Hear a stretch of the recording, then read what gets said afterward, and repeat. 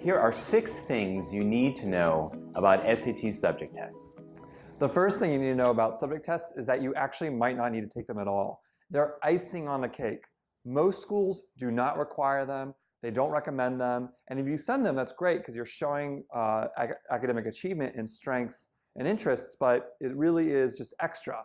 There are a few schools that do like to see subject tests. For example, UVA wants 2, Georgetown University likes to see 3, and there are some departments or colleges within a university system, like an engineering school, that would recommend that you send a math and a science subject test. So you want to do your research and make sure you know which schools want what subject tests, but generally know that it's extra, and so you might not have to worry about them at all. What's not extra are the grades you earn in your classes. Make sure that potential subject tests don't conflict with your ability to perform well in your classroom. The second thing to know about SAT subject tests is that you may still need them, even if you took the ACT. A lot of counselors will say if you take the ACT, you don't need subject tests, and that's true for a lot, but not all colleges.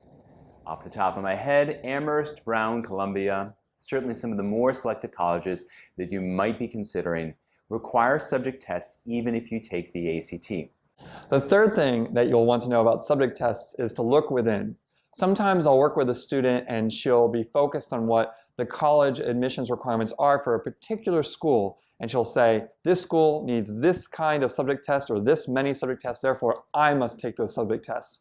And that makes sense, but I encourage my students to look at their own strengths, their own interests, and their coursework to plan out subject tests. And then hopefully those align with the schools that you're looking for. So look within, and then after you've done that and you've come up with your plan, look to see how your plan aligns with the different requirements for different schools. The fourth thing to know about SAT subject tests is that it is the score that matters, not the percentiles. Percentiles mean the percentage of people who scored lower on the test than you did. If you consider the math subject test, by example, a perfect score of 800 on the math subject test generally means that you're the 81st percentile.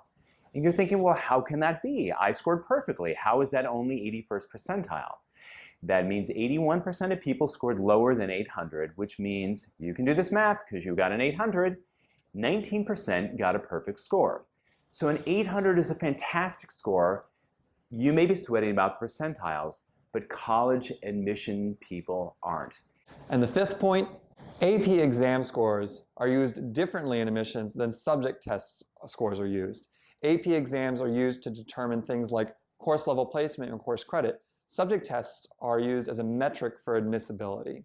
So some schools will require or recommend subject tests. AP exams are handled differently. The sixth thing to know about subject tests is that you may take them more than once. College Board has a policy called score choice that says you can take the SAT multiple times and send just the strongest scores you want to colleges. Now, some colleges say send us everything, so again, do your homework there. But for all the colleges that honor score choice, saying send just the highest score, your strongest scores, that score choice policy also applies to the SAT subject test. So you might decide, gosh, I'm going to take the AP US History in May. And if you do just as beautifully as you want, you're done. So if these 6-ish things to know about SAT subject tests have been useful to you, check out our other videos on YouTube. We're always here to help. We wish you all the success.